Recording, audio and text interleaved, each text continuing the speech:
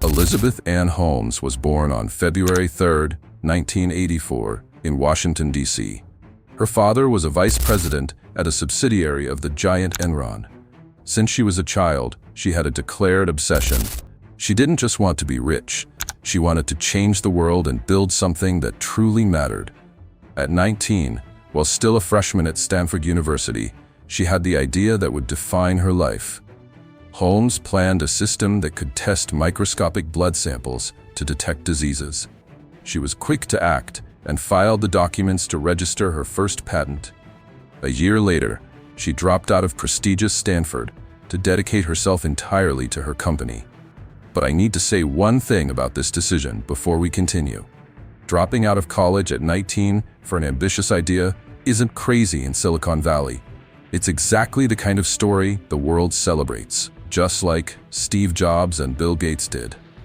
Elizabeth Holmes's problem wasn't the audacity of her youth. The problem was what happened when the idea didn't work, and she decided to keep going anyway. If you've heard of her before this video, let me know in the comments below. Because the real story is much more complex than what you see in Netflix series.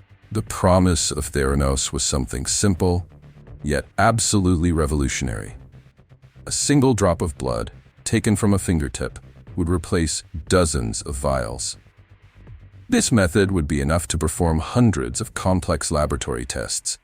It would be a fast, cheap, and accessible process for anyone on the planet. If it worked, it would be considered one of the greatest revolutions in modern medicine. In 2015, Forbes named Holmes the youngest and wealthiest self-made female billionaire in America. At the time, Theranos' market valuation reached an impressive $9 billion. The company's board included names like Henry Kissinger and former Secretary George Shultz. Figures from the highest echelons of American politics and the military validated Elizabeth's image. She falsely claimed that her technology was already being used on battlefields in Afghanistan. General James Mattis testified that he was personally misled by these claims. With this magnetic speech, investors poured nearly $1 billion into the company. The crucial problem is that the primary machine, called the Edison, simply did not work.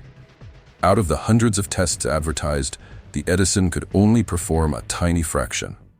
In addition to being slow, the machine did not provide reliable results for patient health. People were wrongly diagnosed with serious conditions, including diabetes and cancer. What was happening inside the doors of Theranos was the opposite of what the world saw from the outside. Holmes and her partner Balwani created a corporate culture of absolute secrecy and constant fear. Employees who raised concerns were immediately marginalized or fired. When test results failed, the company used conventional machines from third-party competitors. They presented these external results as if they were generated by Theranos' own technology. Holmes lied, claiming the technology had been validated by giants like Pfizer and GSK. In reality, these pharmaceutical companies never validated or approved anything. And here's the detail that I consider the most revealing of this entire sham. The internal scientists knew perfectly well that the results were dangerous and unstable. Anyone who tried to warn others was silenced with heavy legal threats and intimidation. Tyler Shultz, grandson of a board member and whistleblower, was hunted by private investigators. He became so terrified that he actually slept with a knife under his pillow. The Theranos fraud wasn't just a technical failure or a bump in the road. It was an organized and brutally efficient system designed to crush anyone who tried to expose it. In 2015, a Wall Street Journal reporter named John Carreyrou began asking difficult questions. He didn't accept the rehearsed answers and wasn't intimidated by aggressive lawyers. Carreyrou spent months building a secret network of sources inside the company. The publication of his investigation into the technology's accuracy triggered a federal alert. From that article on, the house of cards began to collapse at high speed. In 2018, the SEC charged Elizabeth Holmes and Theranos with massive fraud. That same year, a grand jury indicted Holmes and Ramesh Balwani on conspiracy charges. Theranos, once valued in the billions, was officially dissolved in September 2018. The trial only began in 2021. nearly 20 years after Holmes founded the company at age 19. If you've made it this far, share this video right now, because what comes next makes this case different from any other imposter. Elizabeth Holmes's criminal trial lasted 15 long weeks. In January 2022, she was found guilty of wire fraud and conspiracy. Her final sentence was 11 years and 3 months in federal prison. She was ordered to pay $452 million in restitution to her victims. Those affected included mogul Rupert Murdoch and the powerful Walton family. But what is most impressive isn't the length of the sentence or the names of the investors.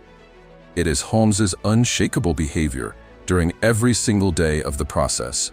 She never broke character, arriving at court with a meticulously calculated look. She always maintained direct eye contact, perfect posture, and a calm, deep voice. One juror admitted it was hard to convict someone so likable with such a noble dream. The jury respected the belief she seemed to have in her own technology. And that leads us to the question that no one can answer with total certainty. Deep down, did she actually believe her own lie? Holmes is what separates a common imposter from something much more disturbing. Other con artists like Abagnale or Lustig knew perfectly well they were faking it. Elizabeth Holmes seems to inhabit a different category of denial or conviction. Even after being convicted, she suggested that Theranos would have won if not for the press. She told the New York Times that, given more time, they would have realized their vision. What is the truth behind those eyes that rarely blink? Was she a cold, calculating fraudster using noble idealism as a human shield? Or was she a visionary who got lost in her own narrative and couldn't accept failure? This uncertainty is what makes the Theranos case the most disturbing of this series. Because if she believed it, then the problem is much bigger than just one person. The problem is the system that allowed an unverified idea to get this far. A system that prioritized the shine of a narrative over the hardness of evidence. And the scariest part is that this system continues to operate in the exact same way. We've learned from other cases that authority can just be a well-crafted performance. We've seen that a good narrative can feel much more real than a dry fact. We've discovered that people tend to believe in anything that looks expensive, and that greed is capable of shutting down even the sharpest judgment.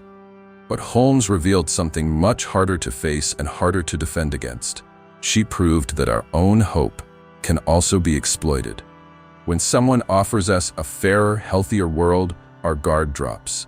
We want the solution to be real so badly that we stop asking the necessary questions. Recently, Holmes began making moves seeking the possible presidential pardon. This story has not yet reached its final chapter.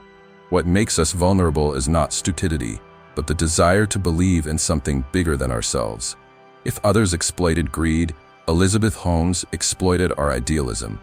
And I believe that is the hardest trap to escape. If this video changed how you look at trust, share it with someone. This channel exists to challenge what you think you know about the world, because there is much more to come.